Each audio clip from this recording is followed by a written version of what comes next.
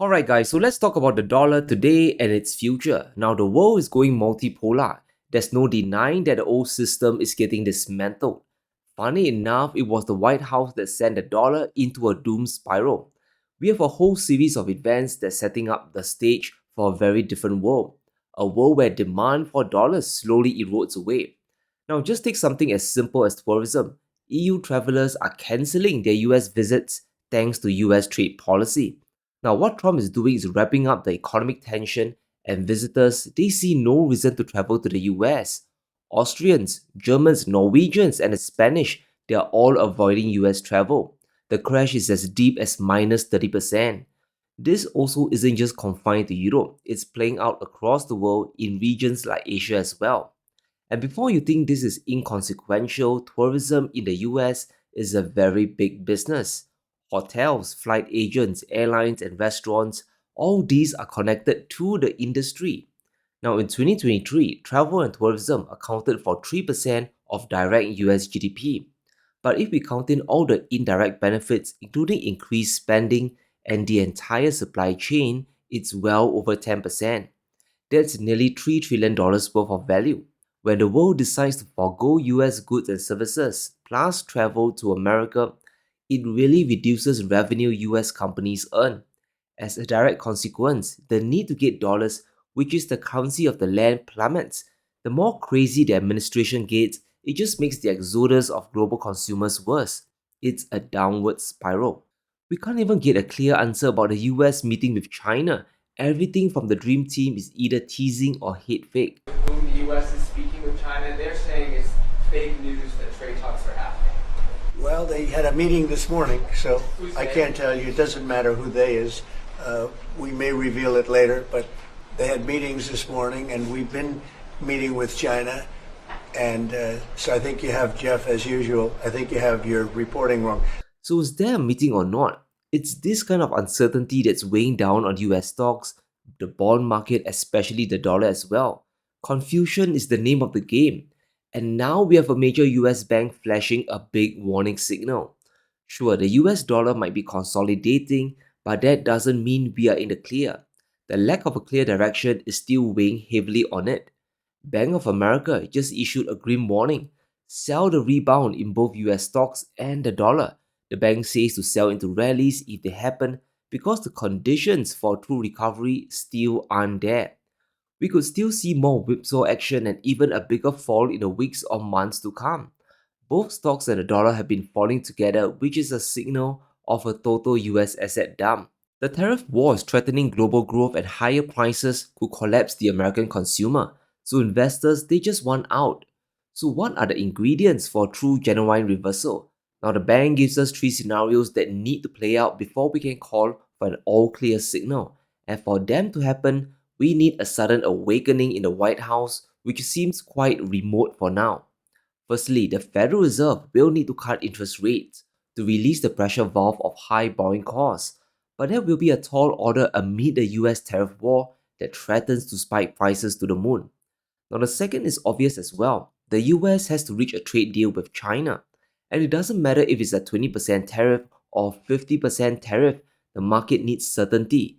Everyone wants to know the terms of the US China decoupling.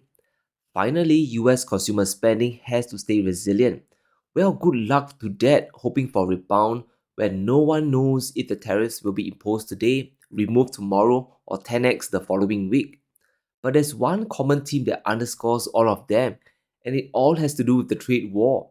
Normally, it revolves around real economics and fundamentals, but Trump just lit the old playbook on fire. And if we look at the headlines, we know Besson is very proud of signing a deal with South Korea that might be coming soon. Japan has pushed back, Canada isn't playing ball, and even the EU there is in deadlock. Now, Korea is a big trading partner with the US. 16% of their total exports heads to the US consumer market, and a huge amount comes from electronics and semiconductors. But is the US really trying to sign some revolutionary deal? Chances are that's not really the case, and this might just be the reason. We already have a free trade agreement with Korea. We've had one for nearly 20 years. Almost all trade between the United States and Korea is tariff-free and has been for over a decade. There's nothing more you can do rather than drop the tariffs that you already don't have. Of course they're going to sign an agreement. The agreement's going to say we're not going to charge tariffs on American goods because we don't. Of course Korea's at the front of the queue. This is the easiest one in the world. The only thing this is going to achieve is taping back together the agreement that the president already ripped up. There's one more problem here, by the way. The existing agreement was a good agreement. It was passed by Congress. It binds future administrations. The president's not talking about going back to Congress on that. So all that means is this is an agreement for the duration of the Trump administration. It only papers over the problems that the Trump administration has created. And it's not going to create the sort of stability that would lead to the sort of enduring investments that would make economic sense. So the trade negotiations going on today might just be a form of kabuki theatre, smoke and mirrors where old agreements get torn apart and then patched back together and re-signed with a small bump up in tariffs. Now if Trump wants to consider that a win, I'm sure the world will just play along and crown him the winner. But even if Besson signs his 90 deals in 90 days, it might not stop the coming recession. A slowdown is almost guaranteed, and the only question is if we get a contraction or not. And if we do, it will be horrible for both the dollar and US stocks. Now, since January, the odds of a recession has clearly increased. The majority of economists around the world have increased their odds of a recession from 30% in March to 45% in April. And this should be very alarming because this still isn't priced in just yet into US assets. P ratios are still at all-time highs, especially in the technology department. GDP growth in 2025 has also been downgraded from 2% last month to just 1.4%.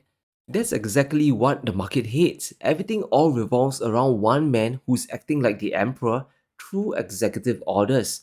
There's simply no clarity behind trade policy anymore. And a big shout out to our sponsor today, Longbridge. We know how important it is to invest. Inflation is not going to stop, and the best way to protect our wealth is to invest. Now, Longbridge is an investing platform that I use to trade the markets. It's an awesome commission-free trading app loaded with powerful tools and data to start your investing journey. You can load up on individual stocks and ETFs, including gold miners. They also have money market funds that help you earn generous yield as rates continue to stay high. Now, one big trend is the rebirth of China's markets as the economic struggle gets more brutal. And if you are looking to buy stocks in the Hong Kong market, Longbridge is a good platform to start. You'll be able to enjoy lifetime commission-free trades in the Hong Kong market. Plus, you can also access the US markets and Singapore stocks as well. Longbridge has an exciting industry chain feature that I really enjoy.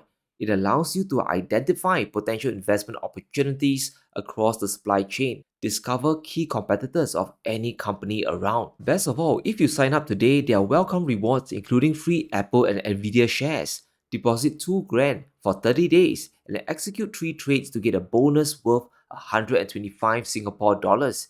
In addition, enjoy an exclusive $18 cash coupon when you sign up and deposit the required amount.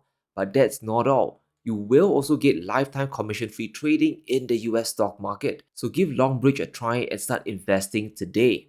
And understand why a weaker dollar is not good for US assets, especially when Trump is waging a global trade war. It triggers a downward spiral that is very hard to reverse. A foreign investor might put $1,000 into US stocks and bonds, and even if US assets rise by 5%, it might not be a win for foreign money. If the dollar crashes by 7%, the net effect would still be a 2% loss on the investments. And it gets even worse if both the dollar and US stocks or bonds crash together like what we have seen over the last 2 weeks. And because of this, that reduces even more demand for American assets, which will drive a lesser need to buy dollars. So this is how precarious the situation is. If Trump continues to flip-flop on his policy, global investors, they will punish the US economy by simply running away. Then we could see a continued exodus that might just break the bond market once again. Not only is Bank of America all doom and gloom, another global bank is telling us that the dollar's fall just isn't over yet.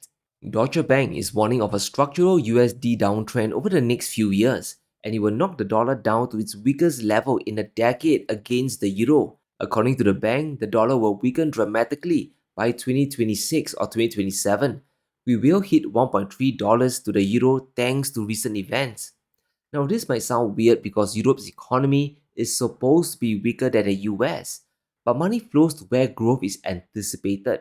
The EU is removing their fiscal limits so they can start generating more GDP growth. Now, investors, they love that, and they will dump dollars to get euros in order to buy EU bonds. Now, does a stronger euro hurt EU exports? Yes, but if the US keeps raising the tariff war, Europe might be forced to trade more with the world anyways. And if all currencies strengthen against the dollar and the US decides to produce their own stuff, it's not a major hit to the world. It's a major hit to the US consumer whose prices start to go up. So there are nuances to the trade war that the White House just isn't anticipating. Now I'm sure Besser knows all that, but he's betting on a swift resolution to the trade war.